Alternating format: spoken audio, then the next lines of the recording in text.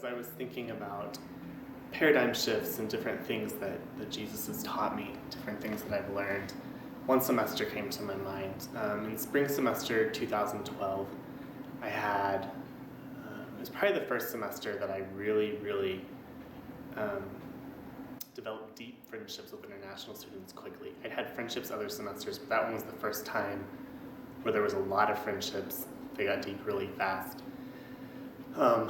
And things went differently. And so during the course of the semester, I went to a lot of social events with international students. I was a lot of times where I got to learn things about their lives and their stories.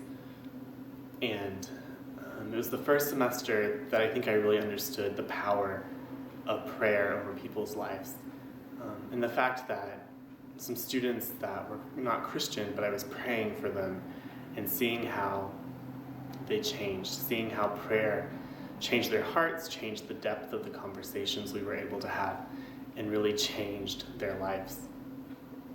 One student in particular was from Belgium, and that semester I'd gotten to know him, and as we became closer with each other, he was only here for 4 months, and it wasn't even until maybe the last 6 weeks that we really were able to have a real conversation about his life and what was going on, and his feelings and emotions and anxieties that he was dealing with. But we got to that point, and I've been praying him for a long time.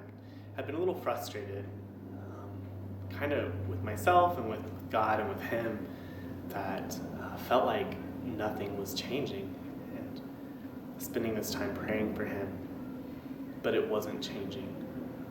But I was faithfully walking alongside him where he was in life, and a lot of things happened to getting called early in the morning because he needed a ride home from a friend's house because he was drunk. One night I was on campus and it was late, it's probably 1 a.m. or so, and getting a phone call from a friend that he had been arrested because for public intoxication and trespassing. And so spending that night in the jail and talking to his advisor on campus and stuff, and just trying to walk with him and help him, and all the time praying that God would show me what he's doing in his life. The night before he was leaving to go home, he stayed at my house, so I got to take him to the airport the next day. And that night, as he got ready to go to bed, he asked me if I would pray for him. And I told him that I would pray for him, and I had been praying for him for a long time. And so that night I prayed for him again, and just, God, what does this mean? The next day he left in the morning, and it was a very sad time at the airport, as it always is. And later that day he sent me a Facebook message telling me, hey, he'd made it to New York where he was traveling for a week. And he asked me if I would teach him to pray. Through a Facebook message, this wasn't very easy, but it was an opening and a chance to explain to him the fact that prayer is a conversation with God, and just the idea of why I pray and why I want to pray. And through all this, even teaching him to pray, God revealed to me how he works in his time, and how praying for someone as I walked alongside them, what that really looked like and meant. My expectations had been that it would mean that God would move in a way that matched my time schedule, that matched our time schedule on earth, that he would make huge changes in his life, and he would know Jesus by the time he left the University of Arkansas. But in reality, that's not what it meant.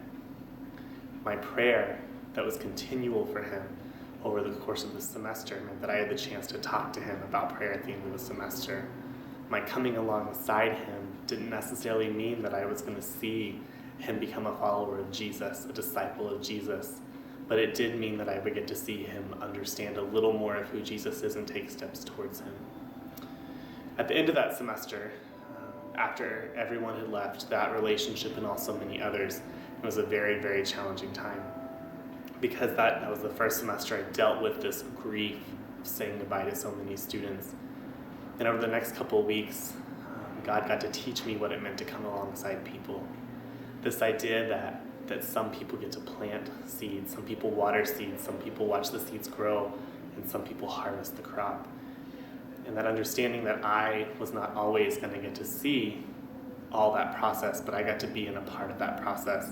I got to come alongside those international students that were here for one semester, and through prayer and through friendship and eating together, through sharing my story with them as it allowed, through my words and actions, by serving them and loving them, I got to see them take steps closer to God.